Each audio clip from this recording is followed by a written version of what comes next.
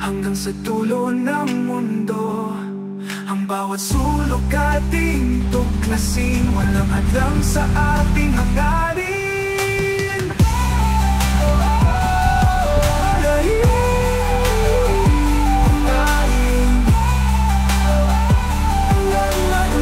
Sa ating hangarin, hangarin, hangarin, ang mundo ay ating suriin. Dito sa Boracay, ang ganda ng tubig. Tapos na ang lumot season. Oo.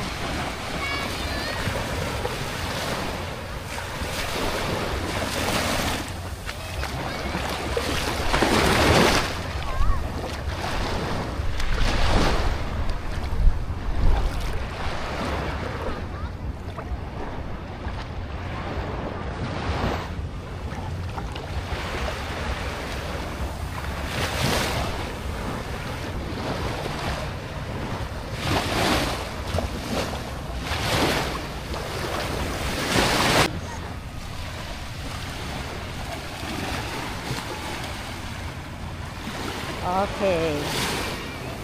Ito na po ang resulta kapag tapos na ang lumot season. Kasi yung lumot na yon, natuyo na yung lahat. Ayan. Naging puting buhangin na po ulit siya. Hindi po yung dumi. Bahagi po yun ng cycle ng isla.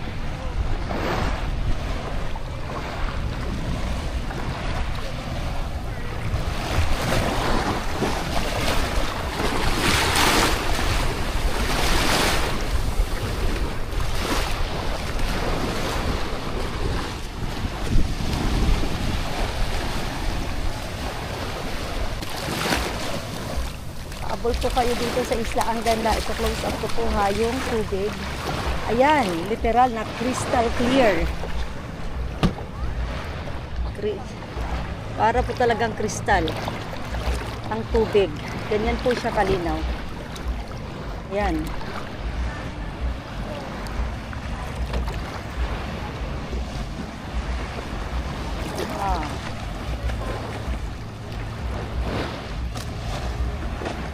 Etong way, eto po sa kabila, pag nakaharap po kayo sa beach from police station or La Carmela, pag sa left side, yan po ang papunta ng station 1. Hindi po mas less na, hindi po ganun ka-populated ang station 1 compared. I mean sa station 3 po pala. Kasi ang Boracay from mainland start sa station 3, 2, then 1. Ang 1 ay dun po sa dulo, galing mula sa... So, papunta po tayo ng station 3.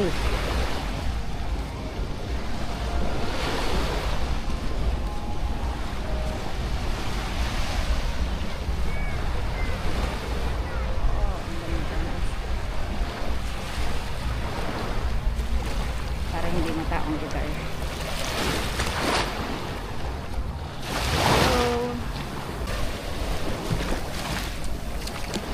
Okay, yun yung paddle. Okay, peak season pa rin po ang Boracay. Kaya reasonable po yung price ni Kuya. Ayan naman po ang crystal kayak. Yan yung nakikita nyo. Yan ang crystal kayak. Yan. Okay. Ito naman po may madadaanan tayo na nagumagawa ng sandcastle. Oh, may nakalagay don't touch. Kasi ginagawa pa lang po siya. So, okay, yan po ang crystal kayak. Yan po ang daming naliligo. Konti pa lang po yan kasi tanghaling tapat at saka mas marami po doon sa kabila. Kaya lang, iniiwasan po natin yung maraming tao kasi para hindi naman ma-injure yung privacy nila. Kaya medyo lumalayo lang tayo ng konti.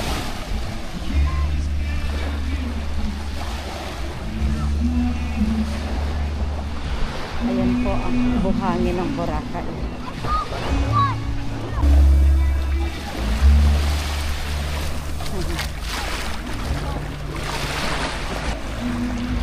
Ayan, ang ganda ng tubig.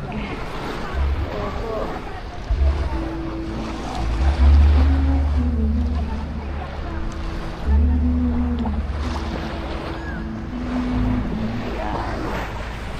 Ito po ang benefits ng lumot. Pagkatapos ng lumot, mas na-enhance po yung puting yung puting buhangin ng isla.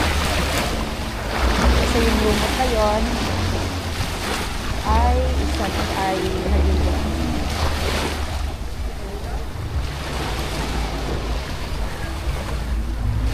Maghahanap po tayo ng makakainan. Actually, hindi totoo na expensive ang Boracay. Kung marunong po kayong mag-search or marunong po muna kayong tanong-tanong sa mga taga rito talaga, ay marami po ditong mura. Marami rin po ditong fast food.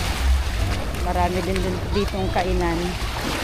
Pag tourist po kayo, yun po, environmental, terminal, plus boat ticket.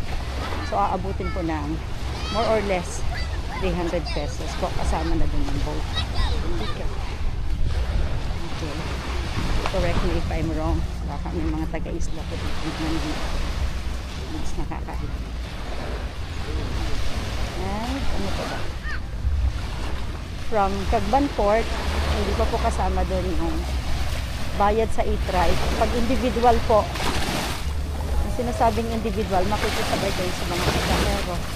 25 pesos per head. Pero mabilis naman po siyang mapuno. Kasi tuloy-tuloy yung pasahero dito, 24 hours ang boat dito sa isla. So anytime pwede kayo mag-travel. Then, yan ang Crystal Kayak. Then, pag chartered naman po, gusto niyo naman pong arkilahin yung buong e-trike na para makaalis na agad kayo at ihatid talaga kayo kung saan po kayo pupunta. Kasi yung e-trike po kasi na individual, pang lang po yan, hanggang main road lang po yan. So, kung papasok po yung hotel ninyo, halimbawa, papuntang beach pa, so lalakarin niyo po yung sa main road. Kung gusto ninyo, pwede po kayong pong i-charter. So, depende po na sa distance. Kung from Cagban Port to station 3 or 2, nasa 150 to 200 po. Siguro depende po yun sa layo. Pero minimum po of 150. Pero pa chartered po, yun chartered. Pag individual, 25 pesos lang po. Ayan po yung mga nagbo-boating, island hopping. Diyan po sila sumasakay, island hopping po yan. Oh.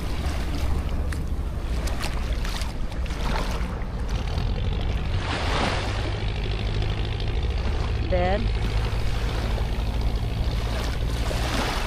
pag nakapasok na po kayo ng isla, ang kagandahan po dito,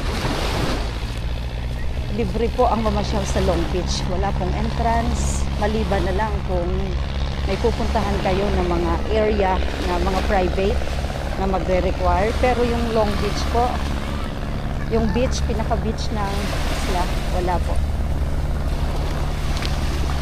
Kahit magpagulong-gulong po kayo sa buhangin dyan, wala pong bayad yan. Kaya kahit wala kang pera, pwede kayong mamasyal. I mean, ang ibig kong sabihin, para bang kapag nandito na kayo sa isla, pwede nyong i-enjoy yung beach na hindi nyo po kailangan mag-spend ng malaki kasi marami namang makakainan dito po ng mga mura, maliban sa mga fast food.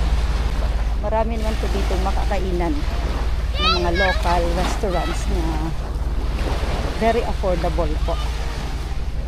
Siguro sa next videos natin, no, i-feature po natin yung mga recommended na mga affordable na makakainan. Kung gusto niyo naman ng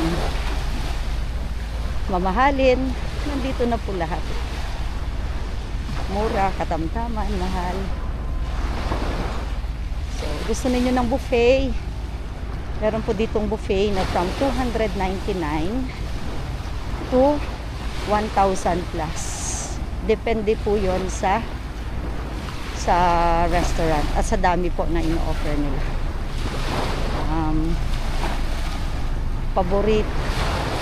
Madalas po kasi, no, pag may mga guest po dito, or ako po mismo personal, actually din po galing ng isang gabi lang. Yung dinner buffet kasi dito na madalas talaga is sa La Carmela, 395 per head. Unlimited na po yun.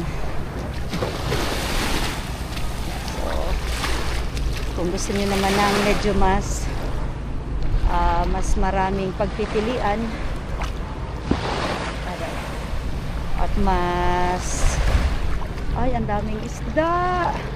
Ang daming isda. Nakikita niyo po yan, mga isda. Kahit isda dito sa Boracay, puti ang kulay. Okay.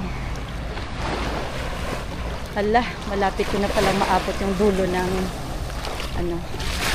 Boracay Kalalakan. Nagugutom na ako. Saan ba ako kakain?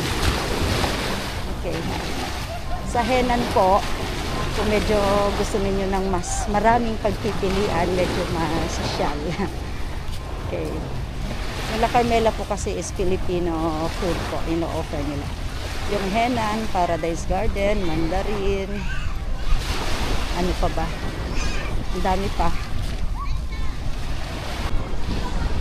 Ayan.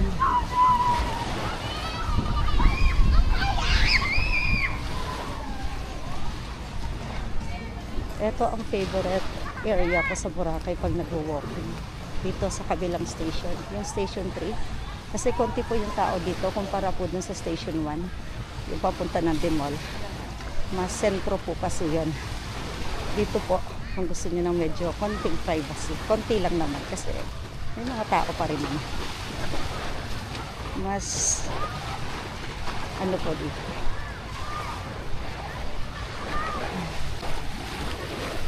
O diba po, ayan, naliligo sa dagat pero may payong. Kasi sobrang init nga naman. Iwas heat stroke din po.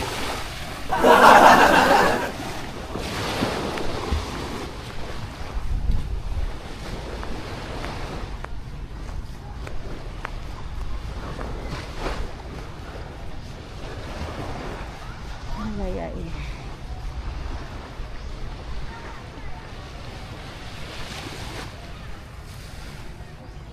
Okay. Medyo marami po kasi nanonood sa dagat kaya hindi natin itutok masyado ang camera para na rin sa privacy ng mga guest. Dito lang tayo sa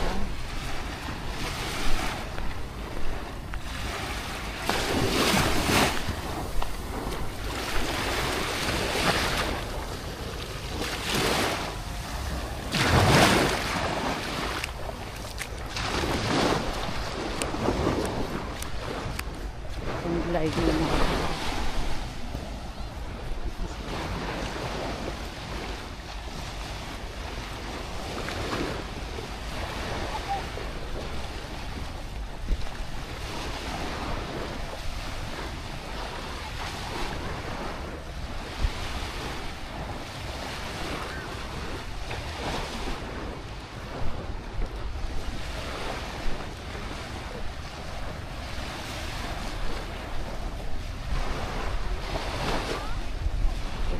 Bata kasi naliligo, so hindi natin pwedeng hagipin yung mga naliligo.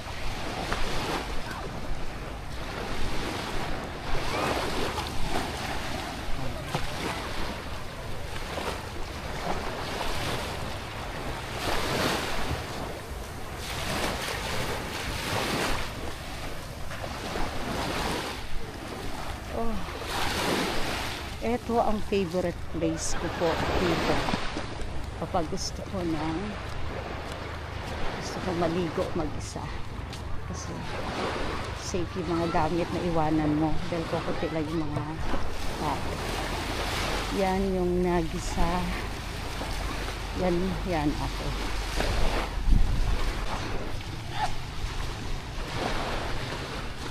Pwede kang maligo sa dagat habang nagbe-breakfast ka dahil malapit lang siya sa tubig. Yan. Station 3 na po ito. Malapit na po ako sa dulo ng isla.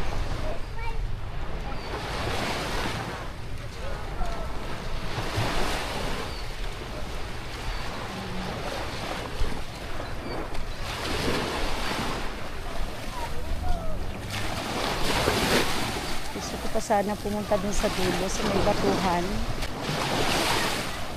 Nagugutom na ako. Babalik na ako. Dun talaga sana ang punta ko. Ngayong malapit na ako, gusto ko nang bumalik. Kasi wala akong makakainan doon. Auhana na yun, Auhana. Yung napakalaking resort.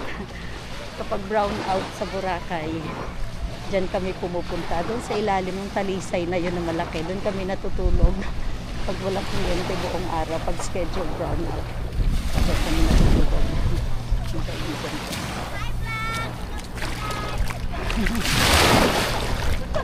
Pwede!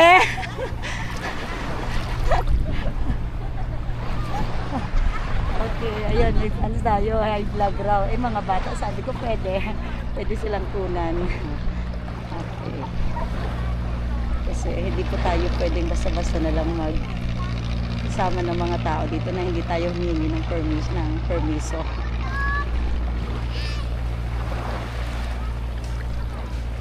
Ayan. Wow. Guys. This is Boracay. No wonder. One of the world's best beaches. Isa po siya sa pinakamagandang baybayin beach sa mundo. Ayan po. Nakikita niyo yun, ang dami-daming isda. Yung mga isda, ayan po, mga puti yung isda na may stripe na black. Friendly po yung mga isda dito, sanay sila sa tao. So kapag may naliligo dito, naglalaro po sila sa mga paa. At hindi naman po kasi sila hinuhuli ng mga naliligo. Ayan. Oh. That's Boracay.